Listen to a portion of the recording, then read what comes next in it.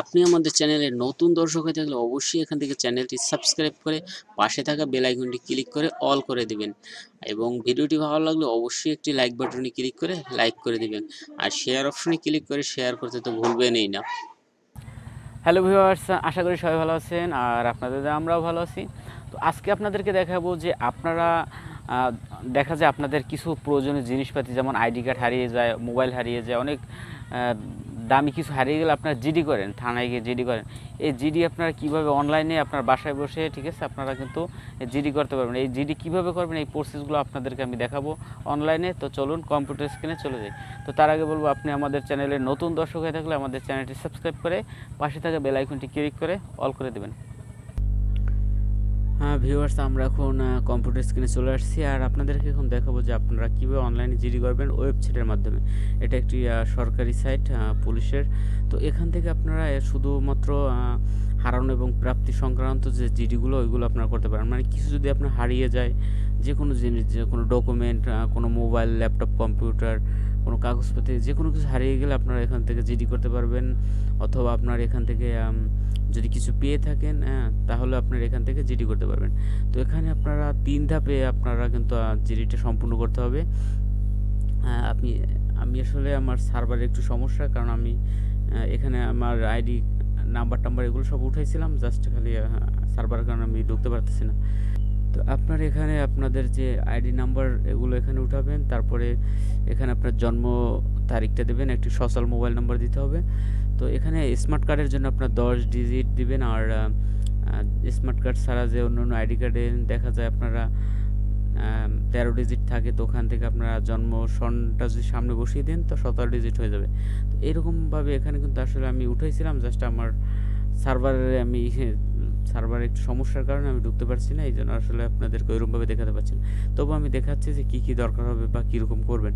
তো এখানে আপনার আইডি নাম্বার উঠাবেন, জন্মসন প্লাস মোবাইল নাম্বারটা দেওয়ার পর জমা দিন যে অপশনটা আছে এখানে ক্লিক করবেন, ঠিক আছে।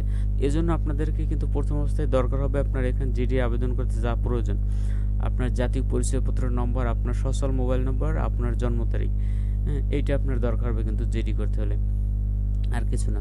তো আপনার এটা কিন্তু 3টে ধাপে আপনার কিন্তু সম্পূর্ণ হবে। তো আমি দেখাচ্ছি কি আপনারা করতে পারেন। জিডি আবেদনের নিয়মাবলী। প্রথম ধাপ, আপনার জাতীয় পরিচয়পত্র নম্বর, মোবাইল নম্বর ও জন্ম তারিখ লিখে সাবমিট করুন। যেমন এখানে যেটা আমি বলছি এইটা করবেন, ঠিক আছে। তো তারপরে আপনার পরিচয়পত্র নিশ্চিত করার জন্য এসএমএস এর মাধ্যমে একটি কোড আপনার দেওয়া মোবাইল নম্বরে পাঠানো হবে। মানে এটার পরে আপনার এখান থেকে যখন জমা দিন, একটা আপনার মোবাইলে একটি ওটিপি কোড যাবে, ওই কোডটা এখানে আর একটা অপশন আসবে, ওখানে বসিয়ে দেবেন, ঠিক আছে। তো এই কোডটি আপনি পরবর্তীতে পাসওয়ার্ড হিসেবে ব্যবহার করতে পারবেন এবং আপনার মোবাইল নাম্বারটি হবে আপনার ইউজার নেম। মানে আপনি যখন এই যে লগ ইন যে অপশনটা, সেখানে যখন আপনার এই জিডি সম্পর্কে তথ্য জানতে চাবেন যে আপনার জিডির কী অবস্থা আছে, তখন আপনার কিন্তু ওই যে আপনার যে মোবাইল নাম্বার, এটা আপনার ইউজার নেম দিয়ে আপনার যে ওটিপিটা আসছে ওইটা আপনি পাসওয়ার্ড দিলে দেখা যায় আপনার পরবর্তী ঢুকতে পারবেন, ঠিক আছে।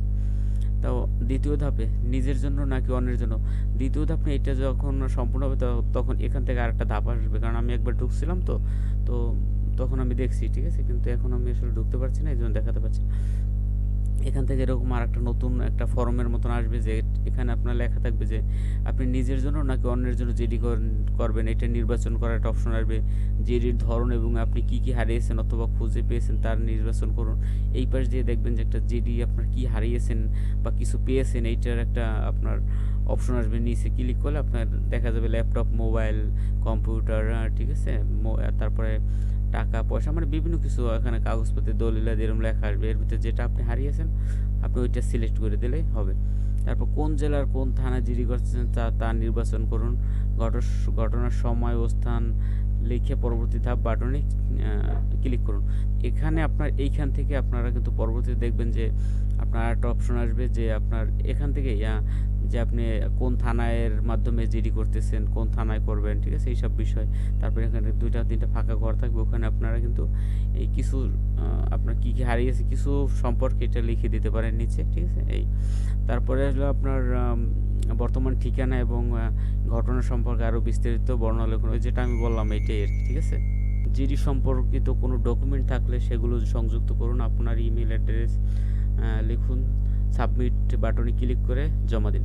মানে এখান থেকে আপনার একটা ইমেলের একটা অপশন থাকবেন যে আপনার ইমেল অ্যাড্রেসটা দিতে পারেন, অথবা আপনার এখানে আরও অপশন থাকবেন যে আপনার বর্তমান ঠিকানা এবং জিডি সম্পর্কিত কোনো ডকুমেন্ট যদি থাকে, মানে আপনি জিডি করবেন যে আপনার যে ধরুন আপনার মোবাইলটা হারিয়ে গেছে, আপনার যে মোবাইলটা কিনছেন তার মেমোটার একটা পিকচার তুলে আপনি কিন্তু এখানে ডকুমেন্ট হিসাবে দিতে পারেন। এইরকম আর কি কিছু ডকুমেন্ট যেগুলো আপনার লাগবে, এই ডকুমেন্টগুলো আপনি দিয়ে তারপর আপনার কিন্তু এখান থেকে সাবমিট একটা অপশন বাটন থাকবে এই কর্নারে, এই সাবমিট বাটনটা আপনি ক্লিক করে জমা দিতে পারবেন, আর কোনো কাজ নেই।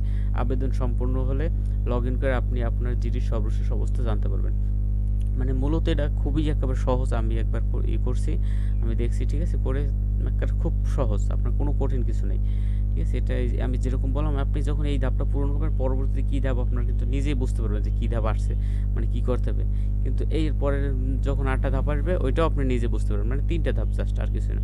তো পরবর্তীতে আপনি যখন এটা লগ ইন করবেন, এখান থেকে লগ ইনের ক্লিক করে আপনার মোবাইল নাম্বারটা দিবেন ইউজার নাম হিসেবে, আর ওই যে একটা ওটিপি আসবে ওই ওটিপিটা দিবেন আপনার পাসওয়ার্ড হিসেবে দিয়ে আপনি কিন্তু ঢুকে আপনার কিন্তু এই জিডির যে আপনার কী আশা বিষয়ে কী অবস্থা আছে আপনার জিডিটা, এটা আপনি এখান থেকে পরবর্তীতে দেখতে পারবেন। তো ভিডিওটি এই পর্যন্ত, আর বেশি বড় করবো না, ঠিক আছে। আর ভিডিওটি ভালো লাগলে অবশ্যই চ্যানেলটি সাবস্ক্রাইব করবেন এবং পাশে থাকা বেল আইকনটি ক্লিক করে অল করে দেবেন। আর ভিডিওটি অবশ্যই শেয়ার করবেন বেশি বেশি করে, দেখা যাবে অনেকেরই উপকার আসবে। তো আজ এ পর্যন্ত, ভালো থাকবেন, সুস্থ থাকবেন, খোদা হাফেজ।